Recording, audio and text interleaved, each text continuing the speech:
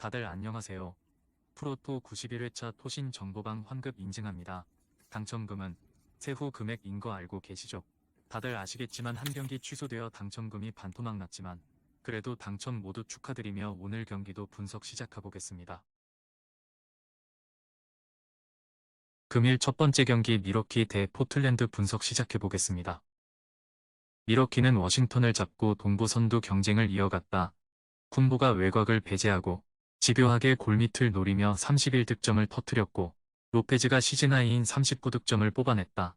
정말 흔치 않은 3명의 선수가 30 플러스 득점을 기록한 경기였는데 상대의 추격을 화력으로 저지했다. 포틀은 유타에 승리하고 연승에 도전한다. 연패가 길어지며 서부 최하위권을 벗어나지 못했는데 모처럼 안정적인 경기를 했다. 부상에서 돌아와 선발 출전한 말콤 브록던이 20득점 8어시스트를 기록하며 맹활약했고 그랜트가 야투 성공률 77%로 30득점을 해냈다. 그러나 공격 능력이 떨어지는 타이보를 비롯해 워커와 레이스가 출전 시간을 많이 가져갈 정도로 선수단 전력은 아쉽다. 미러키의 승리를 본다.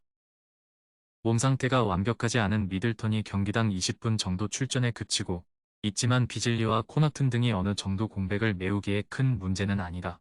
로페즈와 쿤보가 골밑에서 상대 매치업을 폭격할 것이고 릴라드의 외곽 지원이 있을 미러키가 승리하고 1승을 더할 것이다. 금일 두 번째 경기 보스턴 대 애틀랜타 분석 시작해보겠습니다. 보스턴은 올랜도 연승 행진의 제물이 됐다. 쉬지 않고 달려온 주로 할러데이가 한 경기 쉬어갔는데 후반 상대에게 압도당했고 포르징기스가 다치는 악재도 있었다. 페이텀은 상대의 집중 견제를 돌파로 이겨냈지만 브라운의 야투율이 20%대에 그쳤고 호포드는 확실히 전성기에서 멀어진 모습이다. 그래도 하우저가 기대 이상의 활약을 하기에 벤치 경쟁력은 조금씩 나아지고 있다.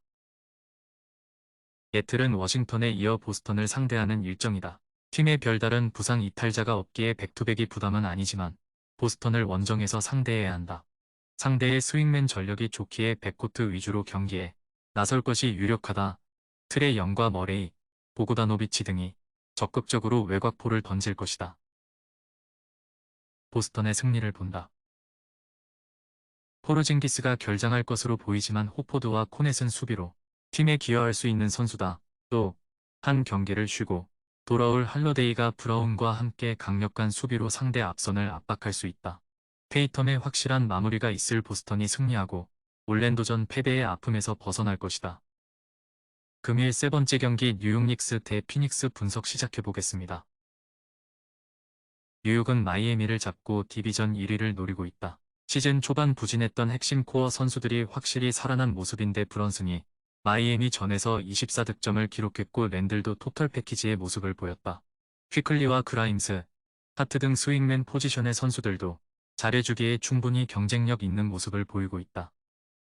피닉스는 멤피스를 제압하고 본격적인 디비전 리더 경쟁에 나섰다. 듀란트가 결장한 경기였지만 경기 내내 흐름을 내주지 않고 완승을 거뒀다. 리딩보다 스코어링에 신경 쓴 데빈 부커가 70% 이상의 야투율을 기록하며 40득점을 폭발했고 너키치가 더블더블로 에이스를 지원했다. 시즌 전 예상보다는 승률이 떨어지지만 부상자 이슈가 있음을 감안할 때는 실망할 성적은 아니다. 피닉스의 승리를 본다. 한 경기를 휴식한 듀란트가 정상적으로 돌아올 수 있기에 높이에서 상대에 밀릴 이유가 없다. 외려 하트와 바렛 등을 매치업으로 맞이한 듀란트가 높은 타점에서 내리꽂을 점퍼를 앞세워 주전 구간 우위를 이끌 수 있다. 부커가 폭발적인 활약을 하는 피닉스가 1승을 더할 것이다. 금일 네 번째 경기 올랜도 대 샬럿 분석 시작해보겠습니다. 올랜도는 주전 센터와 메인 볼핸들러 없이도 믿기 어려운 상승세를 이어가고 있다. 직전 경기에서는 동부 최강으로 평가받는 보스턴 상대로 후반을 압도하며 역전승하기도 했다. 이번 시즌 올스타를 향해 달려가는 파울로 반케로가 공수에서 맹활약했고 프란츠와 모리츠 등 바그너 형제가 44점을 합작했다. 리빌딩 과정을 마치고 안정적인 신구 조화로 좋은 시즌 초반을 보내고 있다. 샬럿은 워싱턴에 역전승하며 연승에 성공했다. 경기당 20점을 기대할 수 있는 테리 로지어가 부상을 당하며 많은 경기를 결장 중이고 벤치 전력도 떨어지지만 가정폭력으로 인해 받은 징계에서 돌아온 마일스 브리지스 효과가 크다. 워낙 운동 능력이 좋은 선수기에 포지션 대비 많은 리바운드를 잡아내고 입고 직전 경기에서는 33득점을 기록하기도 했다. 올랜도의 승리를 본다. 브리지스가 본격적으로 경기에 나선 이후 샬럿 경기력이 올라온 건 사실이다. 브리지스와 팀을 지탱할 라멜로 볼도 있다. 그러나 경쟁력 있는 주전 구간과 달리 벤치는 아쉽다. 콜 앤서니를 필두로 잉글스와 모리츠 바그너가 벤치에서 리드를 가져올 올랜도가 경기 흐름을 쉽게 내주지 않을 것이다.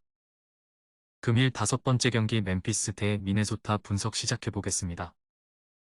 멤피스는 토요일 피닉스전에서 1쿼터 접전을 펼쳤지만 그 이후 상대에 압도당하며 완패했다. 팀 3점 성공률이 20%대에 그쳤고 공격 적극성 결여 속에 홈에서 자유투도 고작 10개를 얻어냈다. 베인이 부상 여파로 얕은 안조에 시달렸고 잭슨도 좀처럼 올라오지 못하고 있다. 그래도 베테랑 가드인 로즈가 벤치에서 17득점을 해주며 나아질 기미를 보인 건 다행이다. 미네소타는 세크라멘토에 패하고 원정에 나선다. 사보니스와 팍스가 집요하게 골 및 공격을 노린 세크에 고전하며 패한 경기였다. 그래도 한 경기 패배로 서부 선두 경쟁 중인 그들을 낮게 볼 수는 없다. 타운스가 부상 이슈를 털어내고 본인의 역할을 충분히 하고 있고 에드워드는 넥스트 조던이라는 평가를 듣고 있다. 미네소타의 승리를 본다. 멤피스는 베테랑 가드인 데릭 로즈가 돌아와 힘을 내고 있지만 베인과 잭슨 주니어의 부담이 너무 크다. 정상 로테이션이었다면 89번째 선수인 알다마가 3옵션으로 뛰어야 할 정도기에 미네 상대로 접전을 유도하기 어렵다. 타운스와 고베어, 리드가 출전 시간을 나눠 뛰며 48분 내내 골 및 우위를 가져갈 것이고 에드워즈가 득점을 리드할 미네소타가 승리할 것이다. 금일 6번째 경기 브루클린 대 시카고 분석 시작해보겠습니다. 브루클린은 마이애미에 이어 시카고를 연달아 만난다. 그래도 홈 연전 일정이고 캠 토마스 정도를 제외하면 핵심 로테이션 선수 중에 결장자가 없기에 큰 부담은 아니다. 또 최근 클렉스턴과 샤프로 이뤄진 빅맨진의 경기력이 올라왔기에 브리지스와 존슨 등의 부담도 줄었다. 단 안정적인 경기 운영을 위해서는 디니디가 리딩에 더 신경을 써야 한다. 시카고는 토론토 원정에서 완패했다. 1쿼터에 이미 14점 차를 리드당했고 그 이후 추격의 모습을 보이지 못했다. 나란히 4개씩을 기록한 코비 화이트와 라빈 등의 3점포가 들어갔고 벤치에서 나온 윌리엄스도 잘해줬지만 부세비치와 드로잔이 부진했다. 특히 최근 트레이드 루머가 흘러나오는 드로잔이 베테랑답지 않게 기복 있는 모습을 보이고 있다. 브루클린의 승리를 본다. 백투백 일정이긴 하지만 홈 연전이기에 일정에 대한 부담을 느끼지 않아도 된다. 브리지스와 오닐, 필리 스미스와 존슨 등 비깅들이 클렉스턴의 리바운드 부담을 줄여주며 라빈과 드로잔을 사이즈로 압박할 수 있는 브루클린이 승리할 것이다. 토신 최종 조합은 영상 아래 고정 댓글로 말 걸어주시면 토신정보방에서 무료로 공유해드립니다. 제발 손해보면서 토토하지 말고 다같이 웃으면서 즐겁게 베팅합시다. 함께 하실 분들은 부담 갖지 마시고 편하게 말 걸어주세요.